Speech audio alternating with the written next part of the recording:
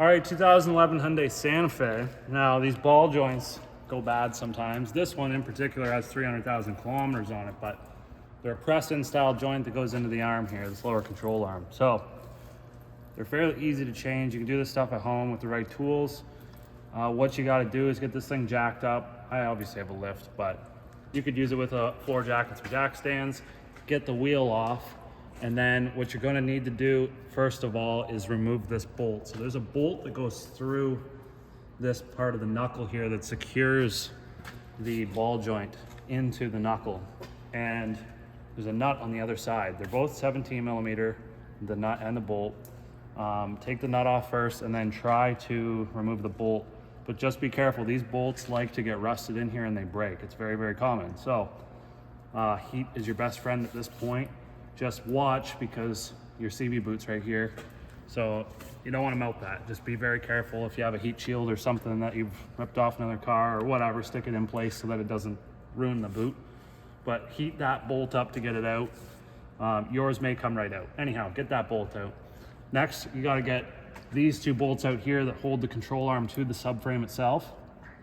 They are 19 millimeter bolts. There's one bolt that goes up through here with a nut on the top side. And there's a bolt that goes through this way towards the back of the vehicle with a nut on the back side here that sits just behind the boot of the tie rod. Now, in order to get this ball joint stud out of the knuckle, you can see we have a slit that's in here in the knuckle. And they put that slit there so that we can wedge a punch, or in my case, I have a chisel bit on an air hammer. And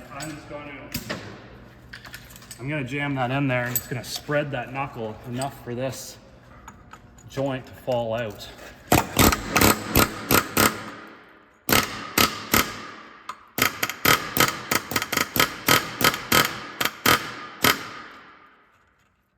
But you've got to be careful because you don't want to split it too much. Otherwise, you could fracture that. You could fracture this these ears off that are part of that knuckle. You just want to be real careful there. Just spread it enough till it starts moving, and then grab yourself a hammer and beat down on that. That should come out, but just watch. This is not a solid piece, this arm. It's a pressed construction, so it's hollow on the inside.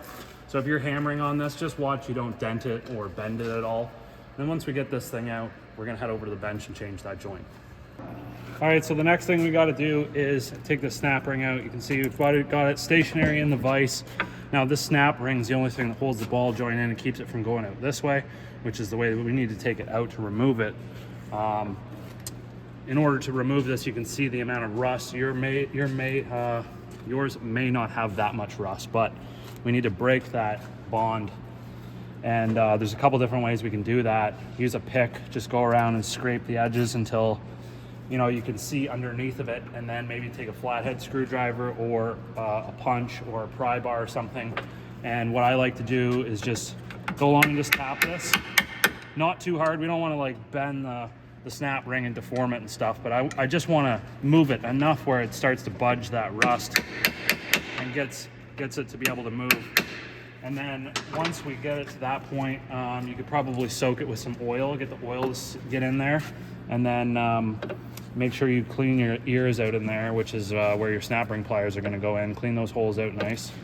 Get your snap ring pliers, whatever is appropriate, and then we can go ahead and try to get those to spread. Obviously, I had that on backwards, so don't do it that way, but I'll get this set up right. The main thing here is to get that bond broken, because if you don't and you get reaming on them with these pliers, a lot of times I see these ears, they snap off. If that snap ring is really rusty, the ear will just break off. It's not a big deal. You can see there. Just gotta get this other side to go. And I might be able to just hit it with this. There we go, just break it free there. Obviously wear safety glasses when you do this. You don't want to get zapped in the eye. Just like that. So now we got that off. Didn't break it, we're good to go. Then we can take a hammer, and you can just hit it right on the stud. You may have have to get some heat into it, or put a socket over it also works really well. Just put a socket over that fits the same size as this, and then just beat the socket until this comes out. But yeah, try to clean all the rust off and stuff to make it easier for this to come out.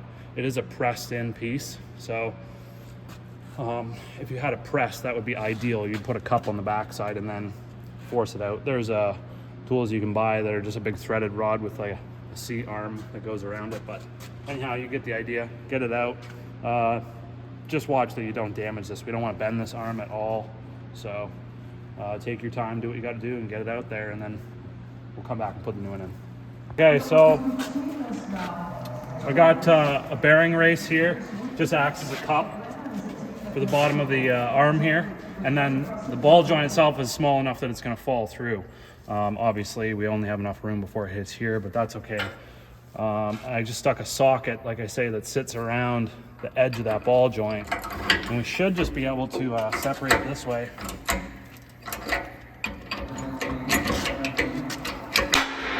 Like that. And you can see sometimes what happens is these get so rusty that after so many times of these being changed, the size of this, the diameter, will actually increase as it rots away, and you clean it up, and then it rusts again and rots away, and you clean it up, and then the ball joint is just sloppy in there, and you got to change the arm. But in this case, it was still tight. I don't know if you can buy oversized ones, but you can see it's a little bit difficult to see, but there's actually a whole bunch of splines that run around there that bite.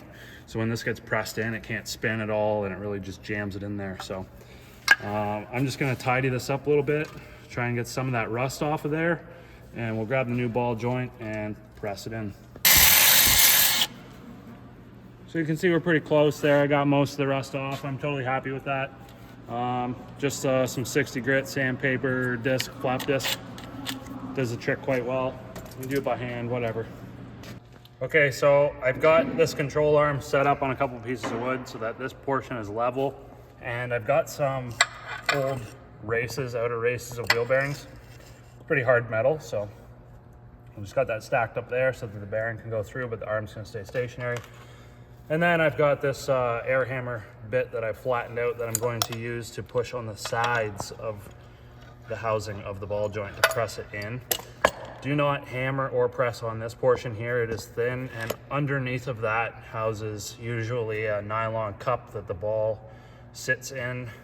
You'll damage the ball joint if you hit or press on this portion.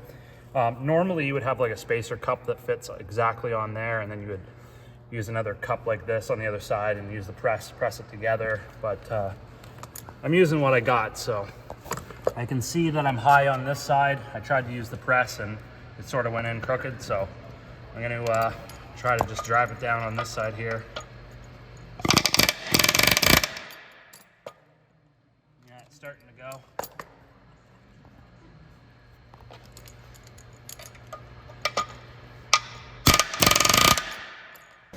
Okay, so I've got this in here. Now we just attach our snap ring, and then we're ready to go ahead and install our boot.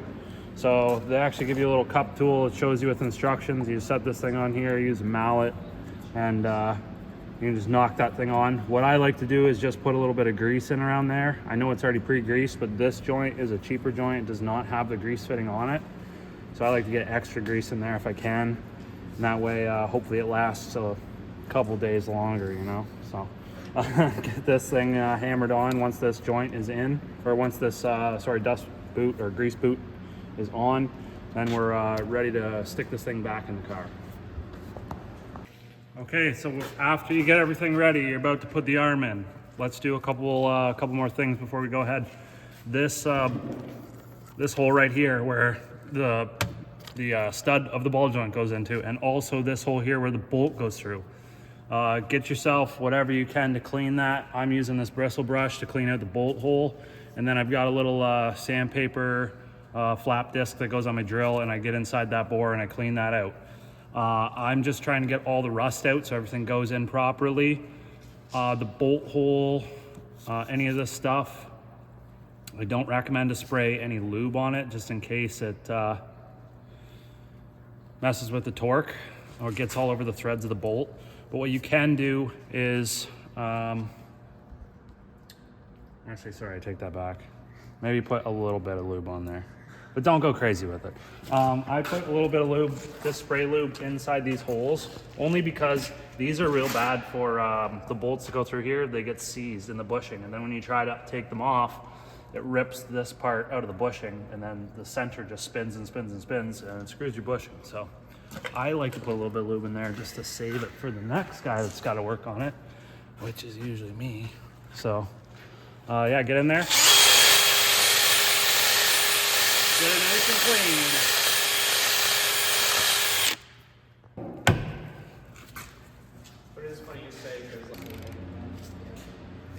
All right, so this bolt down here for this lower ball joint is 79.9 foot-pounds.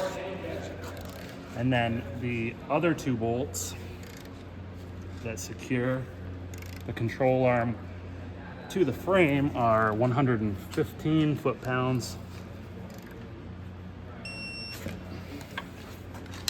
And then there is a cotter pin as well that needs to go in. There's 2 holes that are drilled through. So find the hole that lines up and throw a cotter pin through there, and make sure that the end of the cotter pin's out of the way. It's not going to poke the boot or nothing like that. Once you get everything torqued down, straighten out your wheel. Make sure the face of this is nice and clean, no rust, none of that stuff. And same with the back of the rim.